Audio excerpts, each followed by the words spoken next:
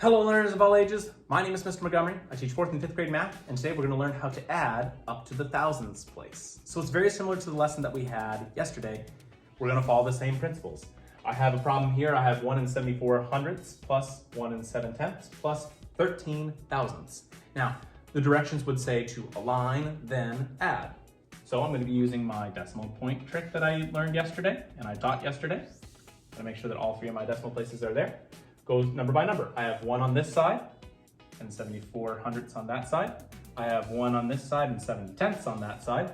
And I have 0 on this side, another 0 starting off, and a 13.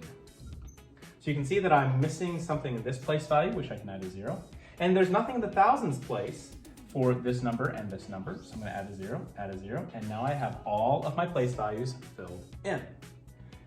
Now I can start adding all my numbers together. 0 plus 0 is 0, plus 3 is 3. 4 plus 1 is 5. 7 plus 7 is 14. I'm going to have to carry my 1 up here. Make sure that my decimal place makes it down. And 1 plus 1 plus 1 is 3. So my answer is 3 and 453 thousandths. Now, one thing that's a little bit different about this lesson is they're wanting you to estimate and then find the real answer. You can use front-end estimation, you could use rounding estimation, but I personally like using front-end estimation and kind of gauging it off of that. So for this one, I use the first non-digit number in the greatest place value, 3 and 2. Well, 3 plus 2 is 5, but I see that my numbers behind here are a little bit bigger. So I know that it's going to be around 5, but it's going to be greater than 5. My estimation is going to be a lot smaller than the actual answer. Well, now I can add. So 8 plus 6 is 14.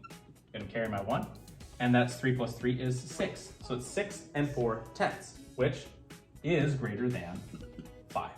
Let's do one last example where we're going to have to align the numbers, then add. So I have 902 and 4/10ths, 391 thousandths, and 12 and 3 thousandths that we're going to be adding together. I'm going to have my decimal places, or decimal points, I should say, and I'm going to be lining them up based on their place value. Since these are such large numbers, I personally would grab a piece of graph paper over on the window side of the classroom and make sure that my place values stay in line, because on the board you can see that they slightly like to shift over to the left or the right. So on this number, I have 902 on one side, so 902, and 4/10ths on the other side of the decimal point. I have 0 on this side of the decimal point here, and 391 thousandths. And I have 12 on this side of the decimal point, and 3 thousandths on the other side. And I'm going to add them all together.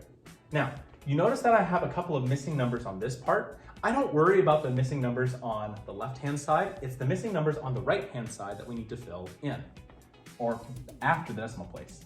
So I have 2 spaces that are missing place values. So I add the zeros in to make sure that all my place values after the decimal point are there. So 0, 1, and 3, add those together, I get 4. I have 9 in this column. I have 4 and 3, which is 7, decimal point. 2 and 2 is 4. 0 and 1 is 1, and 9 by itself is 9. So I have 914 and 794 thousandths. All right, my 5th grade friends, if you take a look at page 177, you'll see that we'll be doing practice problems number 2 and 12. For number 2, it says, use rounding to estimate, then determine the sum. And for number 12, the directions say, align add-ins and determine the sum. If you have any questions on how to add decimals up to the thousandths place, please let me know when you come to class tomorrow.